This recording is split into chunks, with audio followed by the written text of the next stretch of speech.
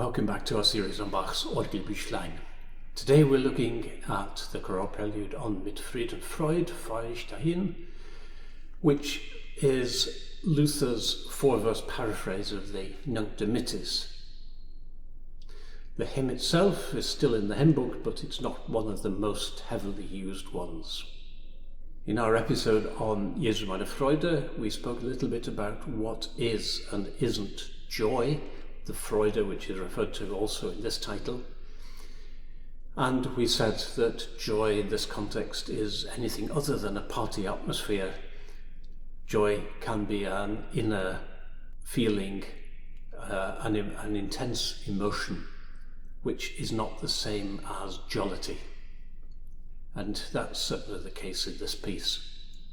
So that's the general feeling here, one of contented trust. The prelude is in Bach's usual four-part format with the melody across the top. We're used to Bach filling in passing notes for leaps of a third, which he does here, for example, in bar 7.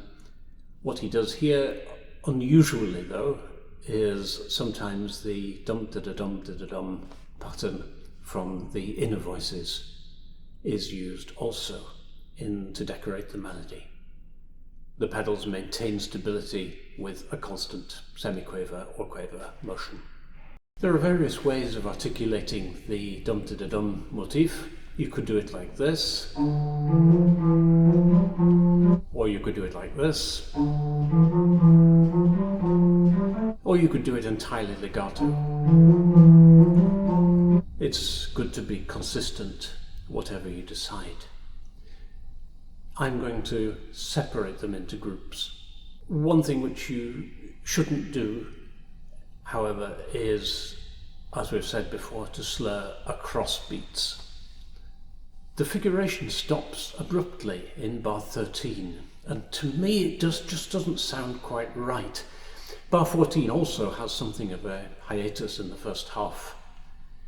But when we look at the manuscript, we can see something interesting. This is another of those pieces where Bach has run out of space and has had to write the last 3 bars in tablature at the bottom margin. And the point at which the notes stop and the tablature begins is exactly at bar 13, the exact point where things start to get a bit odd. And I can't think that that's a coincidence. And I think you might well be justified in trying to work out some kind of a solution, although I'm not going to do that today. Registration, we've referred to a feeling of contented trust, and I think that should be reflected in the registration. It doesn't want anything too extrovert, but also not too timid. On many organs, I think an 8 principal and an 8 flute or something like that would do. On this particular instrument, we have some interesting 8-foot stops on the upper manual, and I'm using 3 of those actually together. There's what appears to be a single trill in bar 12 and another in bar 13, which again just sounds very slightly odd. It's another oddity of that rather strange bar.